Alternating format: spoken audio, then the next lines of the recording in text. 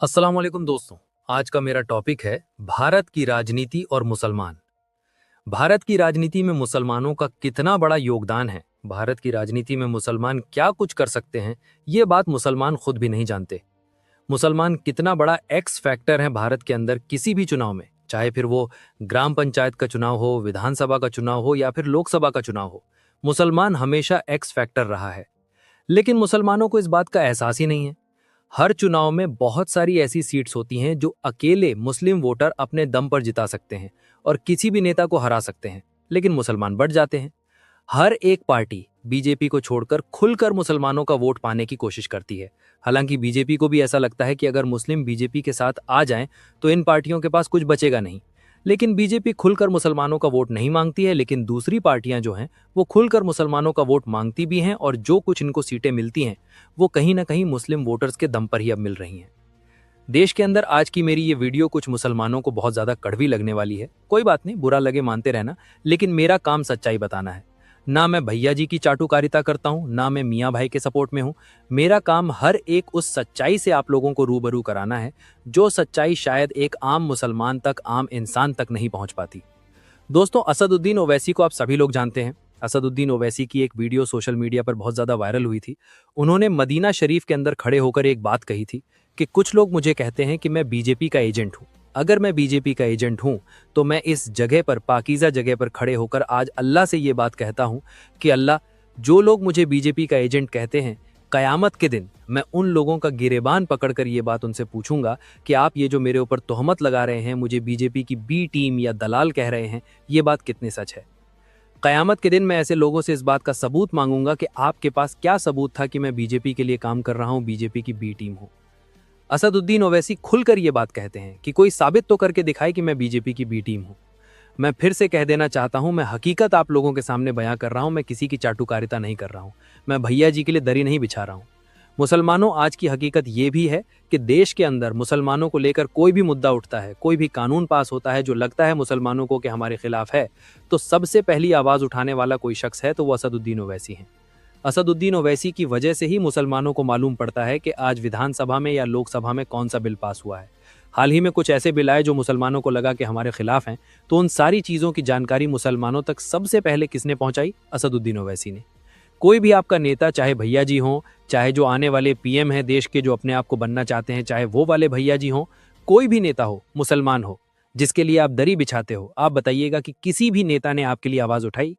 आपके खिलाफ कोई फैसला लिया जा रहा है तो सबसे पहले आप तक जो बात पहुंचती है वो यही शख्स पहुंचाता है। बाकी आपके भैया जी, आपकी बहन जी हुई या जो भी हुए जिसके आप सपोर्टर हैं, सब खामोश रहते हैं। उन्हें तो बस आपका वोट पाना है। मैं फिर से कह देना चाहता हूं, आप उनको सपोर्ट करते हैं, करते रहिए। असदुद्दीन ओवैसी को वोट मत करिए, मैं नहीं कह रहा हूं कि आप उनको वोट करें, लेकिन मैं जो हकीकत है वो तो बयां करूंगा यार। कहां तक हम सिर्फ चमचे बने रहेंगे? कहां तक सिर्फ मुसलमान इस्तेमाल किया जाता रहेगा? कहां तक मुसलमान सिर्फ भैया जी और बहन जी जैसे लोगों को वोट देकर उनको अपना नेता बनाता रहेगा? आइए अब हकीकत की तरफ आते हैं। दोस्तों, असदुद्दीन ओवैसी बिहार के अंदर पहुंचे। गठबंधन जो हुआ था, बिहार के गठबंधन में उन्होंने शामिल होने का इरादा किया, लेकिन जो बड़े बड़े भैया जी, बहन जी जैसे लोग हैं, उन्होंने उनको किनारे कर दिया। कहा, नहीं भैया, हम आपको जगह नहीं देंगे।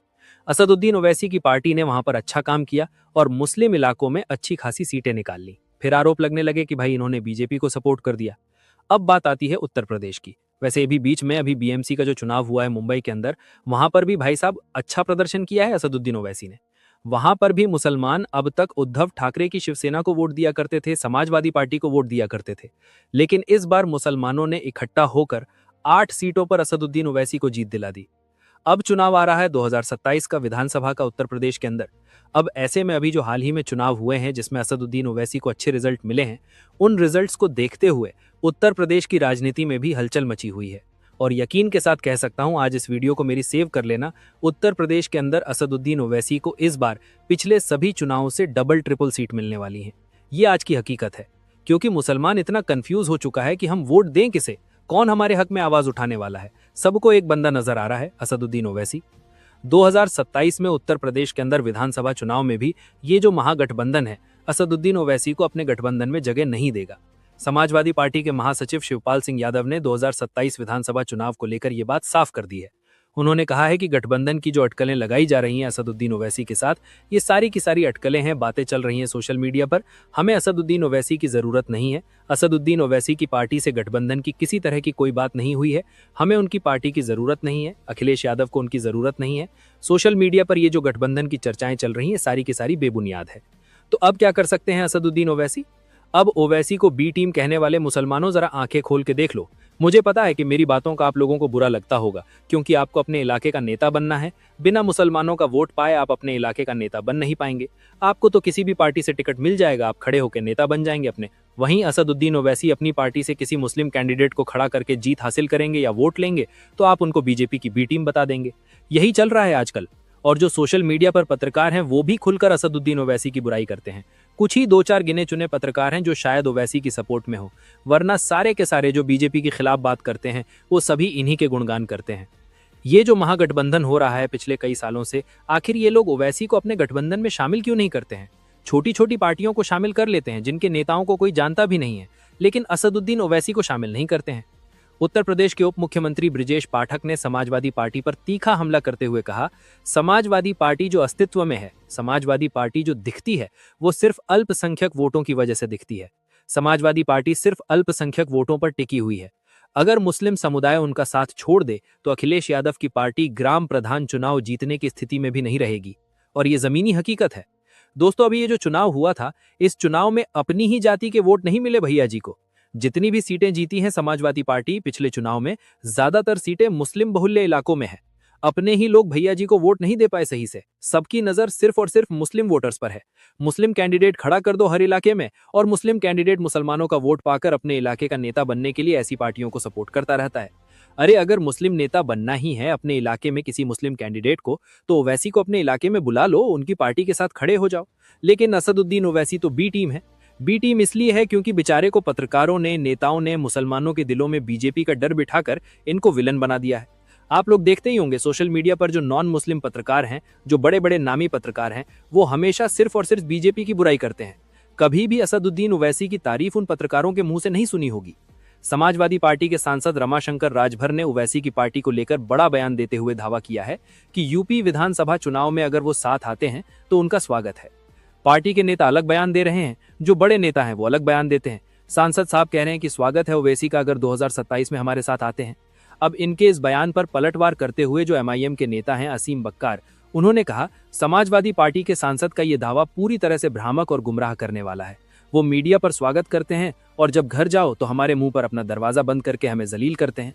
ओवैसी के नेता ने साफ कह दिया कि समाजवादी पार्टी के सांसद की बात में दम है और वो सच बोल रहे हैं, तो अपने बॉस अखिलेश यादव जी से कहें कि वो हमको दावतनामा भेजें, जिसके बाद आगे की बात की जाएगी। बिल्कुल सही बात कर रहे हैं। 2027 में अगर शामिल करना है इनको मुसलमानों की कोई औकात ये समझ रहे हैं, तो ओवैसी को शामिल करें और कुछ सीटों पर लड़ा दें, 5-7 सीटें दे दें उनको, वो जीत जाएंगे, बात खत्म।